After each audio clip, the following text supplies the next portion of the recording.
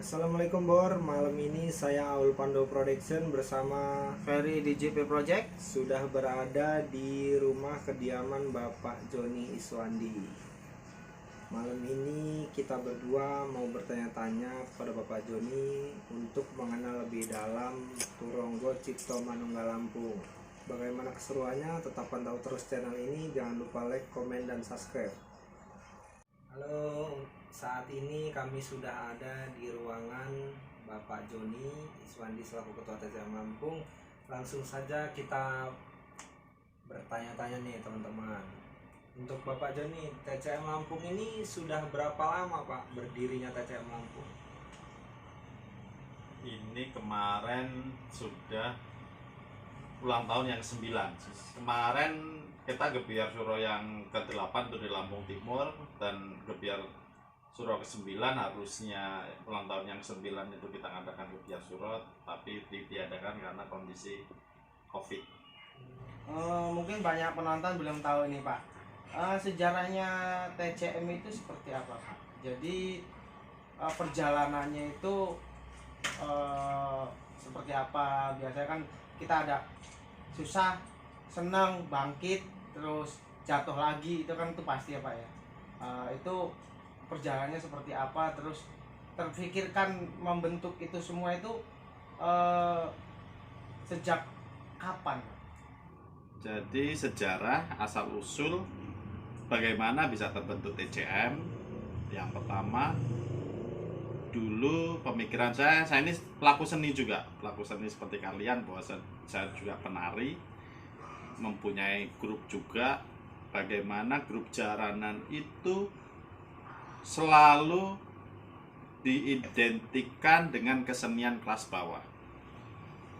Kemudian dari itu, kemudian dulu sebelum kita ada komunitas, ada paguyuban, banyaknya persaingan yang terjadi antar grup-grup. Grup A main di daerah grup B, kadang dirusuin. Begitu juga sebaliknya.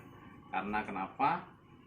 Jaranan ini sudah kesenian daerah yang berbagai macam, ada klinik-kliniknya. Nah, itulah yang mungkin membuat persaingan dan pemahaman, mungkin ada jawara-jawaranya juga.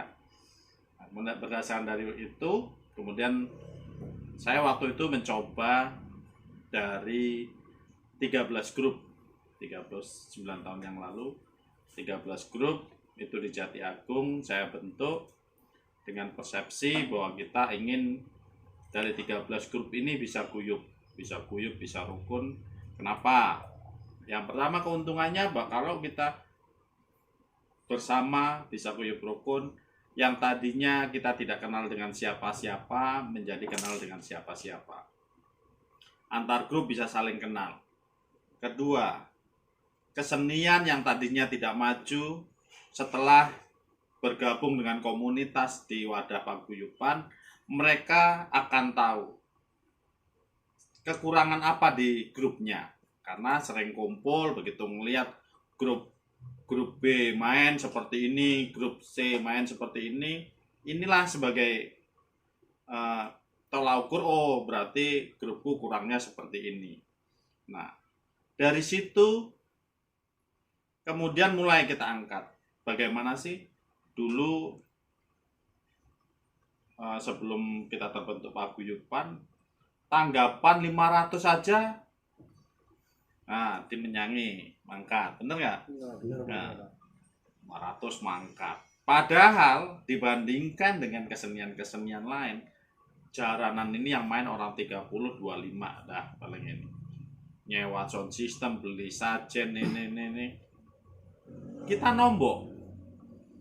Mainnya sudah guling-guling, sudah ini. Nah, makanya dari situ setelah ini bagaimana sih biar tanggapan itu bisa naik. Oh, pakaiannya harus bagus, tariannya harus bagus, kita menunjukkan seninya. Maka dari itu terbentuklah TCM dengan komitmen kita bersama, berkembang bersama, akhirnya terwujud. Dari situ kita mengadakan gebiar suro pertama waktu itu di lapangan Jati Agung, dan pesertanya banyak waktu itu, dan itu baru pertama kali di Jati Agung acara besar. Kemudian dari situ keuntungan kita punya wadah besar, kita waktu itu dapat bantuan. Waktu itu keinginan saya bahwa kita dapat bantuan dari pemerintah itu tidak hanya dari kesenian aja, karena bagaimana bisa menopang bantuan ini bisa menopang hidupnya sebuah grup kesenian. Kita waktu itu dapat hand traktor itu 5. Hand traktor itu harganya sekitar hampir 20 juta, itu dikasih bantu cuma-cuma untuk 5 grup. Kemudian ada ternak kambing. Nah, itulah manfaatnya, makanya semakin berkembang. Nah, itu tujuannya bahwa TCM dibentuk itu untuk menyatukan untuk berkembang, maju bersama tanpa membedakan, tanpa menjatuhkan. Itu tujuannya. Suka dukanya selama 9 tahun membangun organisasi TCM itu seperti apa, Pak? Suka dukanya namanya mengumpulkan orang banyak. Kita yang keluarga kecil aja, pemikiran banyak pertentangan, banyak yang tidak terima, tapi dengan pemahaman-pemahaman yang kita berikan ke grup-grup ternyata menerima. Terus kemudian mereka setelah yang ikut gabung merasakan manfaatnya. Banyak misalnya yang grup yang nggak masuk dengan yang masuk, lebih maju yang masuk TCM. Itu banyak di daerah-daerah itu, mereka pada merasakan. Ya, suka dukanya namanya sebagai seorang pemimpin, pertama kita harus siap mengayomi. Yang kedua, siap tombok. Dari organisasi apapun, kalau sebagai ketua tidak berani tombok, tidak ini, ya mungkin macet. Ya, nggak berjalan. Sebuah tantangan besar, membangun organisasi yang dari kecil hanya 13 grup, saat ini sudah mencapai 500-an grup, dan kita mempunyai perwakilan di setiap kabupaten. Sebentar lagi Lampung Timur sudah terbentuk, Metro lagi proses terbentuk, Tulang Bawang lagi persiapan, kemudian Pringsewu lagi persiapan, Pesawaran lagi persiapan, Gesting lagi persiapan. Ya, mudah-mudahan setiap kabupaten kita ada perwakilan TCM. Gunanya untuk apa? Gunanya apabila grup dari Bandar Lampung akan main ke wilayah Metro, sudah ada yang bertanggung jawab dari pengurus TCM Metro yang bisa mengendalikan tentang keramaian, tentang keamanan segala macam. Jadi untuk keamanan bersama juga. Terus kita saat ini sudah menjadi binaan Binmas Polda Lampung. Secara otomatis keamanan di kalangan, di tempat main sudah mulai tertib. Harapannya seperti apa, Pak, buat kesenian jaranan yang ada di Provinsi Lampung ini? Ya, harapannya bahwa kesenian yang ada di Provinsi Lampung ini bisa maju sejajar dengan kesenian-kesenian lain. Kesenian jaranan khususnya tidak dianggap lagi sebagai kesenian kelas bawah. Kemudian tetap menjaga persatuan semua grup-grup jaranan, grup kesenian apapun tanpa membedakan. Tunjukkan bahwa jiwa seni itu bisa guyup, karena kita bangga bahwa warisan kesenian kita ini diciptakan oleh nenek moyang kita sebagai lambang persatuan. Percaya nggak? Kenapa? Karena kita di kesenian ini tidak membeda-bedakan agama, suku, ras ini. Semua bersatu, saling guyup rukun. Tetap junjung tinggi persaudaraan, mudah-mudahan kesenian kita dapat maju, dan yang paling utama hindari minuman keras, narkoba, segala macam yang bisa memicu keributan di kesenian. Tunjukkan jiwa seni kita, tunjukkan kesenian tradisionalnya, jangan kesenian yang ugal-ugalan. Itu harapan kita. Bagaimana Pak menurut Bapak untuk harga-harga jaranan yang ada di Provinsi Lampung ini? Apakah ada kelas tersendirinya? Menyikapi harga, kita melihat harga-harga tanggapan itu setiap grup beda-beda. Ini menunjukkan kelas masing-masing. Jadi kita tidak bisa memasang, kita buat aturan, kita harus memasang rate sekian, tanggapan 2 juta, 3 juta, itu kita samakan. Itu tidak bisa karena setiap grup itu mempunyai dapur masing-masing, mempunyai kebutuhan masing-masing.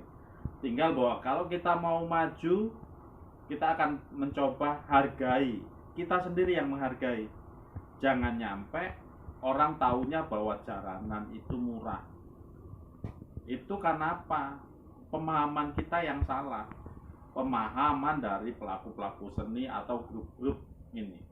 Banyak orang mau nanggap, anakku mau sunatan ini, kebanyakan ya sudah sih, yang penting isi uang kas. Ini yang salah. Ini yang salah. Harusnya kita sudah punya rate, bandingkan dengan kalau orang nanggap mau hajatan, nanggap tari Gatot Kaca Gandrung atau tari Karonce. Jadi ketua di TCM, organisasi apa saja yang dipegang Bapak? Organisasi selain di TCM ini, saya kebetulan waktu itu membuat juga organisasi Forum Rembuk Musisi Lampung.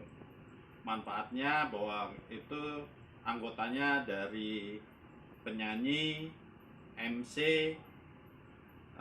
pemilik sound system, terus tukang ngosong-ngosong itu masuk menjadi wadah Forum Rembuk Musisi Lampung. Manfaatnya bahwa seperti juga TCM ini menjadi wadah untuk kebersamaan, untuk saling peduli, dan ini juga bergerak di misi sosial. Kita sudah berapa kali ada kegiatan sosial, waktu itu Palu Donggala kita mengirimkan bantuan 43 juta kayaknya. Kemudian banjir di Pesawaran itu juga kita mengumpulkan bantuan juga. Kemudian di Kalianda, tsunami Kalianda, kita mengirimkan bantuan juga. Itu kita di Formula. Waktu itu saya sebagai penggagas juga, kemudian menjadi ketua harian. Terus saya juga menjadi sekretaris umum komunitas Reok Lampung. Itu seluruh grup-grup Reok Lampung kita ada wadah namanya Korela, komunitas Reok Lampung. Kemudian saya juga menjadi ketua Reok Singojoyo Manggolo Bandar Lampung. Pak, saran-sarannya sih Pak, khususnya untuk kami para YouTuber dan juga Pondok Production bersama Darmo DJP Project, itu seperti apa Pak? Ya, saran-sarannya monggo para YouTuber tunjukkan, tampilkan, dan buat konten-konten yang menarik, khususnya kesenian budaya, khususnya jaranan. Gali lebih dalam, bukan tariannya aja, tapi bagaimana asal-usul kesenian itu terbentuk dan sejarah-sejarah apa yang terkandung di dalamnya. Karena manfaatnya orang yang melihat bisa tahu jaranan itu apa. Jadi tidak sekarang ini pemahamannya kan salah. Dianggapnya kita itu bermain setan segala macam ini. Ayo gali, ayo para YouTuber gali lebih dalam, biar yang orang luar yang bukan sebagai pelaku seni tapi penikmat seni, mereka tahu bahwa sebenarnya jaranan itu yang benar seperti ini. Mudah-mudahan DJP Production, Pandawo Production ya, bisa maju, subscribe tambah banyak, dan penontonnya semakin digemari dan menjadi channel-channel yang bagus. Oke teman-teman, jadi seperti itulah tadi perbincangan saya bersama Bapak Joni Iswandi selaku Ketua TCM Lampung. Tonton terus videonya, jangan lupa di subscribe, like, dan komen. Saya bersama Peri pamit. Assalamualaikum warahmatullahi wabarakatuh.